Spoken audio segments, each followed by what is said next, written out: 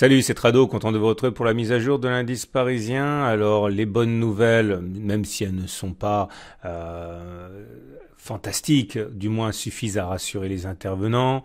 Pas de mauvaises nouvelles du côté des dossiers qui fâchent comme l'accord commercial États-Unis-Chine, ni du côté du Brexit.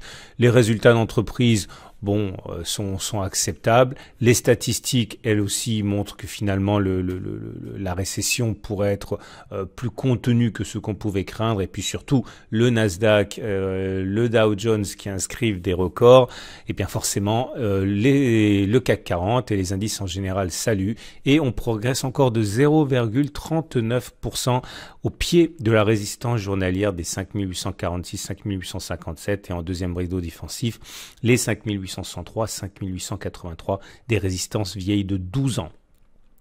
Alors, comme vous pouvez le voir, le gap que l'on a ouvert à 5779, 5784 a tout pour l'instant du gap de continuation. On en a beaucoup parlé.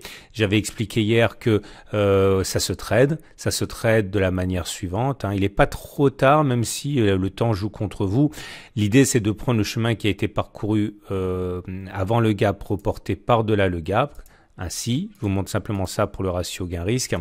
Ça nous donnera un objectif qui serait d'aller chercher les 5905. Si on rentre maintenant, on a un objectif de 0,98 pour pas dire 1%.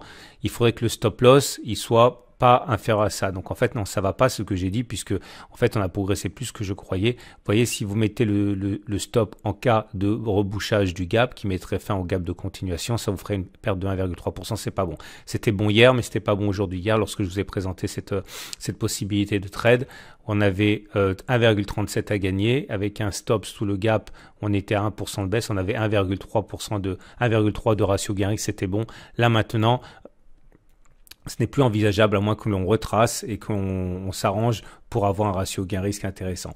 Autre problème de ce trade, mais ça je m'en suis jamais caché, c'est que on est face à des résistances et le ralliement de l'objectif implique que l'on passe des résistances qui normalement sont faites pour être difficiles à passer. Donc c'est la deuxième chose qui me semble assez difficile. En fait, le mieux serait sans doute d'attendre que l'on revienne au niveau du gap à peu près et avoir un objectif tel que l'on ne prétende pas passer la résistance. Par exemple, si on arrive ici au cours d'un retracement avec un stop à 0,5% et un objectif à 0,77, ça vaudrait la peine d'être tenté. Mais enfin, pour l'instant, c'est un petit peu délicat. On fait le point avec l'autre trade qui est celui de l'épaule tête-épaule qu'on avait mentionné en son temps. Et ça nous donne la chose suivante. On en a parlé, une épaule, une tête, une deuxième épaule inversée. Ça nous donne un objectif qui est... il y a deux objectifs. Le premier objectif, c'est le ralliement de la hauteur de l'épaule. Le deuxième objectif, c'est le ralliement de la tête. Mais si on prend pour l'instant le ralliement de la tête, je dis pourquoi je parle de la tête, parce que pour l'épaule, c'est déjà trop tard. Vous voyez, l'objectif serait... La hauteur de l'épaule, elle est à 3%, 2,8%, c'est-à-dire ici...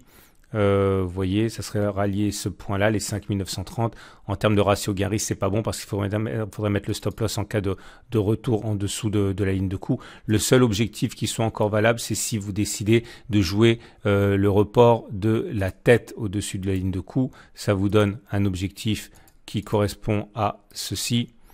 Vous voyez, c'est beaucoup plus sympa. Ça vous donne les 6100 avec un stop en cas de retour en dessous de la ligne de coup. Il y a plusieurs façons de mettre les stops. Tout ça, je parle de ça en long, en large, en travers dans la formation Tout Trado.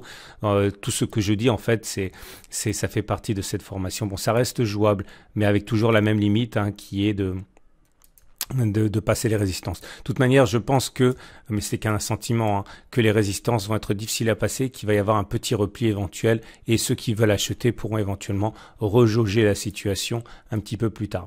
Je passe au chandelier japonais, très beau chandelier japonais qui termine dans le tiers haussier, c'est un signal de force à relativiser dans un contexte où on est au contact d'une résistance, double même.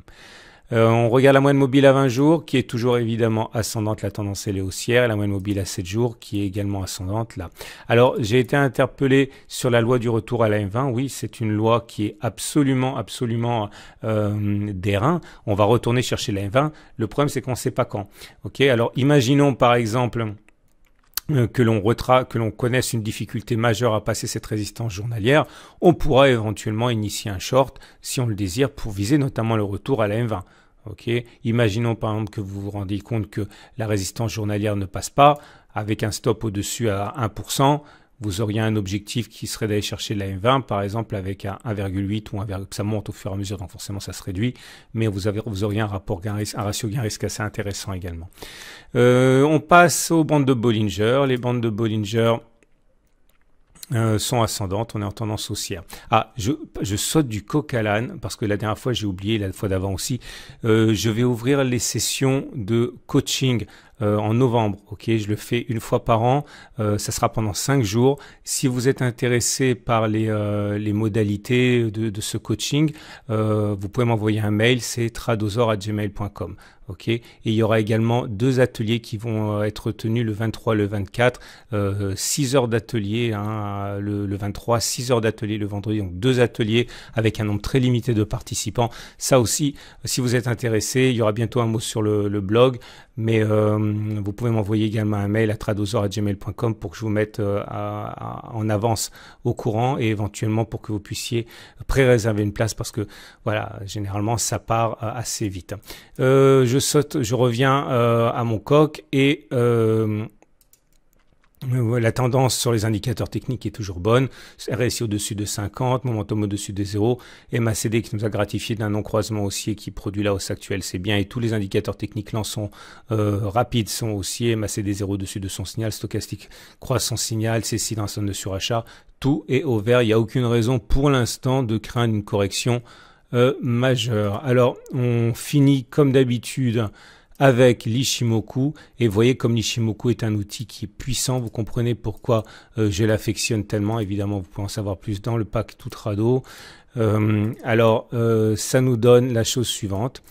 La tendance elle est haussière, on l'a signalé déjà il y a près d'une semaine, puisque le nuage est ascendant comme ça, on est au-dessus de la Tenkan, on est au-dessus de la Kijun, la première sentinelle n'est pas inquiétée, la deuxième non plus, tout se passe pour le mieux, voilà. Je vous redis une dernière fois que si vous êtes intéressé par le coaching ou par l'atelier, vous pouvez m'envoyer un mail à tradosor@gmail.com pour en savoir davantage et éventuellement pré-réserver si ça vous intéresse, il y a très peu de place, voilà. À demain pour la mise à jour.